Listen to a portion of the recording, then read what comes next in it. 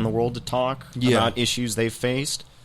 But it just kind of seemed like when it comes to the United States and press coverage, trying to sort of analogize those things, it's almost like, it's not apples and oranges, but it's like oranges and tangerines, where it's like they're related, they're similar, but, let's face it, being a journalist today is arguably just actually slightly better than if it was under the Obama administration, which was not known for transparency.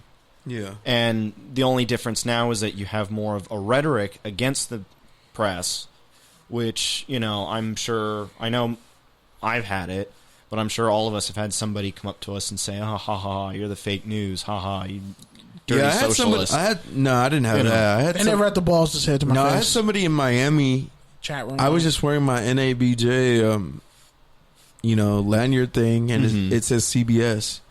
And he was like, oh, you guys need to be nicer to the president. And I was just like, I just ignored him. Right. And then, there was some issue with my bill because they didn't take Amex. So then he, used that as a news peg to talk to me. So then he was like, oh, yeah, he's talking to me about that. And then he shifted it again to, oh, the media is pretty harsh on Trump. And I was like... Yeah, no, I have a neighbor who's the same way. He cracked a joke about it. Something. He said something about, something in that lane. And I was just like... Sir, I'm a journalist. I work in PR. Right. Journalist adjacent Pete. You're talking to the wrong person. That's me on Saturday. You can catch me on Saturday. And I've had somebody Saturday try and do Thursday, that to me. You can hit me with that. Today, sir, I'm a business professional. Thank you. I've had people hit. I've had people hit me with that, and it's kind of like, well, no, actually, I've actually gone above and beyond even your standard political journalist. I've taken the path to understand why, politics is the way it is, and that's where they get all questionary, and they're like, oh, well, you still need to be seeing Fox, and it's like, oh, don't even take me there. So I don't know. Did these events actually that event offer any solutions for you guys to give to future journalists? The event I went to was actually good if you were a starting journalist because the first part was two lawyers. One was from the LA Times, one was a lawyer from a reporters group, and so they specialize in filing subpoenas for documents and public records and all that sort of stuff.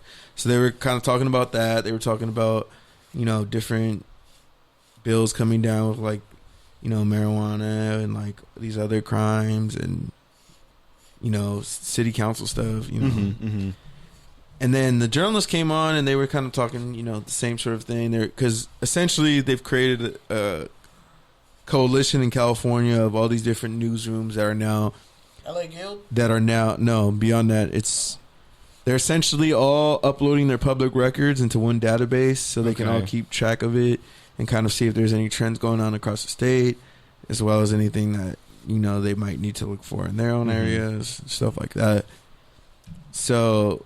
it was all kind of about that, so it was just more about investigating and collaborating together and, staying on police investigations, body cameras, how to get those, all that sort of stuff.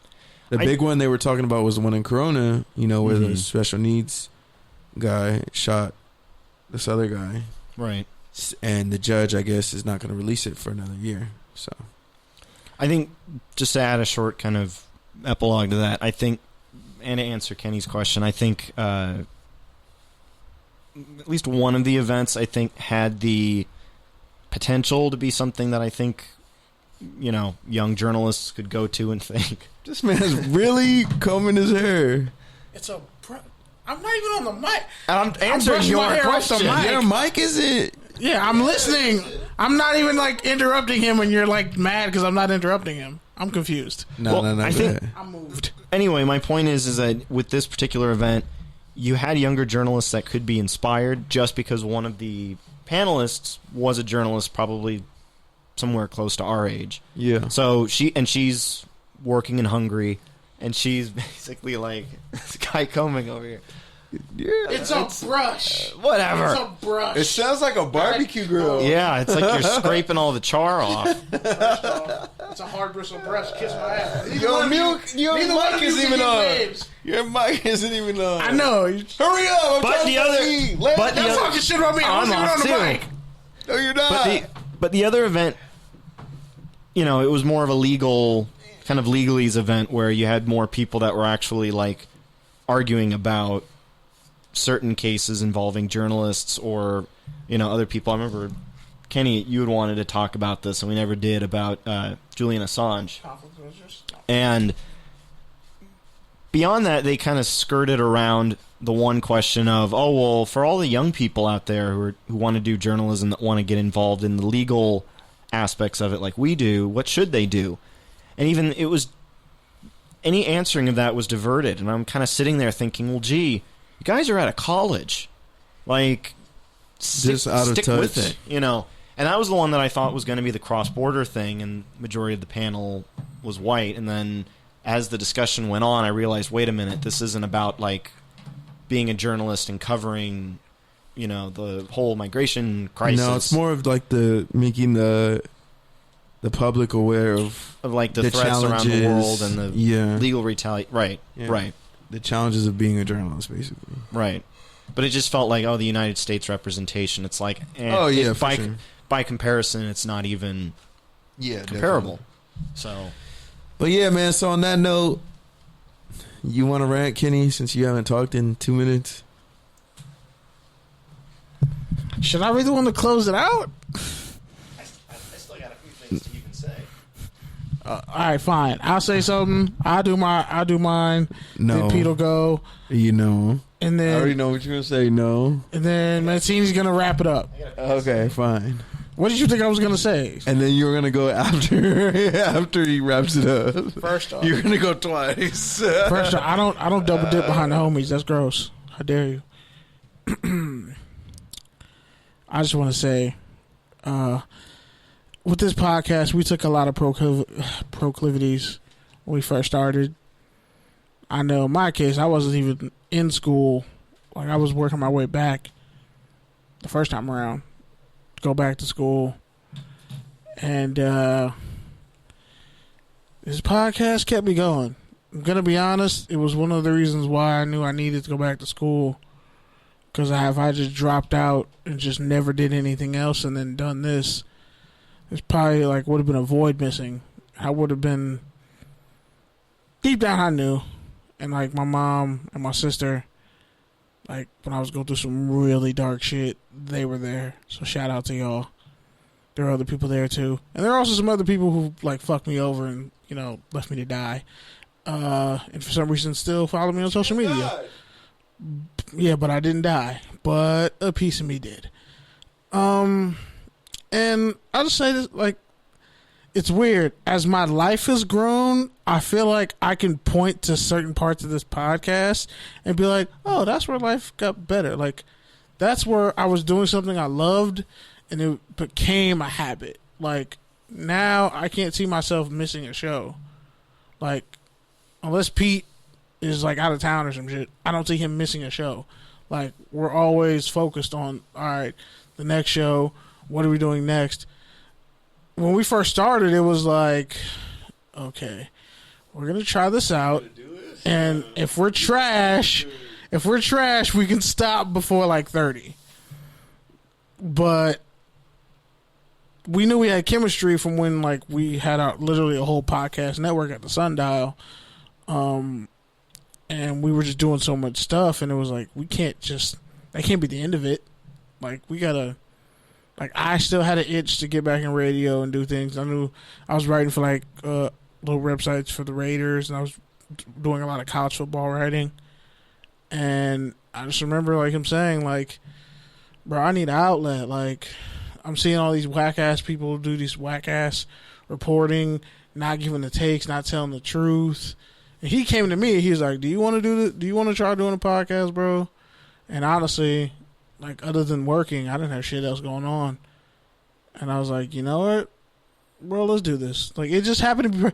It was perfect timing. The same way when me and Mancini were editors together, and we used to count down what week it was before we almost had nervous breakdowns. And I was like, bro, Mancini, you need to do a podcast for the opinion section. And he was like, you're totally right. I kind of want to do one. What are your ideas? I'm like, okay. So you're going to talk about the latest political stuff going on campus as you're covering it, and it'll relate to print. And then once it goes to print, you can also just tweet it out every day. And I was like, it's going to be a political podcast. It's mostly going to be you. Like, you're essentially the show.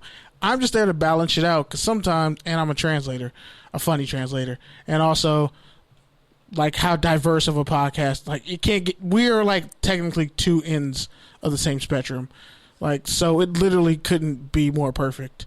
Like, people would assume on the surface opposites attract, not realizing that me and Mancini are actually the same person. He's just white and I'm black. You know, and he's from South Korea and I'm from East Oakland. Like, literally, you couldn't like write that up any better. The same way you couldn't write up me and Pete doing this podcast after he graduated and I was still kind of like figuring my shit out with school. And it's just kind of grown, and I'm happy in what it's grown to. Because now it just feels like it's a kid I have to take care of that looks like me and is like causing problems in the world. So I'm like, I gotta, or not causing problems, I should say. I feel like a lot more people listen to this podcast than they want to admit. And I think that's what we were kind of always aiming at, like talking about shit that nobody else wanted to talk about because they were too scared or really didn't have the cachet to be talking about certain shit. Like, we really brought our life experiences into this podcast and on this platform. And it's grown. And that's why we're usually insulting and hurling threats at each other. And it sounds like we're going to fight off the air. We do all our fighting before the show. It's all good. But mostly it's like we literally do all our... I'll be like, fuck you, nigga. Get hit by a bus and die. But, like, I won't text it, but I'll text that feeling. And he'll know it'll just be tension in the studio. And then when it's over, we go to rallies and it's all good. Which, by the way, I think rally shakes probably are killing us. But, you know, this is delicious. But anyway, so, yeah, I'm just proud to say, like, 3 years we've been doing this show. 3-year anniversary. We came to a point where... Third studio. Yeah, third studio. And we're not even going to talk about the first person we partnered with and they didn't do shit to help us. We're not even going to talk about them. I just let that be. I let that, like a couple of my other beefs, I'll just let that be. The AFC West is love. The AFC West is love. Oh, man. Love it. The AFC West is love, too. And that was the Love is Rage, too. Never mind. That was... Yeah, whatever. I forget. No, I think we did put a 2 on it. Yeah, I think we did put a 2 on that. But, like, our literally, like, all our episodes, and I think about the titles and how we came up with them, are literally moments in time in my life and periods where I can go back and be like, this is what shit was like. This is where I was. And, like, I feel like as this podcast has progressed, it's, yeah, I'm rambling, sorry. But, like, this shit really means a lot. It's good. You're emotional. I'm just waiting for the Don't tears. fucking gaslight me, bitch. I'm not crying. I'm not gaslighting you. It feels kind of hot. It feels kind of hot on the left. I'm just saying. Are you coming in on the left? Fucking Falcon? George is getting upset. Okay, Falcon, relax. I'm just trying to go eat. I know, but my phone, I'm trying to get my phone to charge. But anyway, I'm just thankful for everybody who's listened. Yeah, we're definitely getting drunk after this. I want mimosas or just liquor. I don't care. There's a black on my block, so fuck it. It's whatever. But anyway, I just want to say thank you to everyone who's listened, who's ever come on the show, supported us, can date us all the way back to our podcast days at the Sundial. Can remember those moments where we were literally like, okay, you pay for gas, you pay for food, and we're both gonna like destroy some Wong's Walk or whatever the fuck. Or that one time we tried that buffet right by CSUN, the Asian one, and like, this is really greasy, but I'm gonna eat a lot of food. Or when I used to take you home all the way from Northridge. Yeah, it was wild. Pete. Back. Yeah, I used to take the Uber home, or I used to take the bus home. And for me in Northridge, leaving Pete's house at like 11 a.m., I would get home at like 2 a.m. in the morning and have to be at work the next day at like 7. That shit was wild. Like, we really, like, how we were going at our speed, and we met Keith. The last episode we did, Hood Chinese on Hawthorne and El Segundo. We're literally in a car with the windows rolled the fuck up. The windows all the way rolled up in the car doing a podcast, sweating our asses off because, of course, Pete always loves to cut off the AC. That's why I love to keep the AC on every time we're in the studio because I don't like being hot and like short of breath in a tiny ass car. Like, I already have claustrophobia sometimes.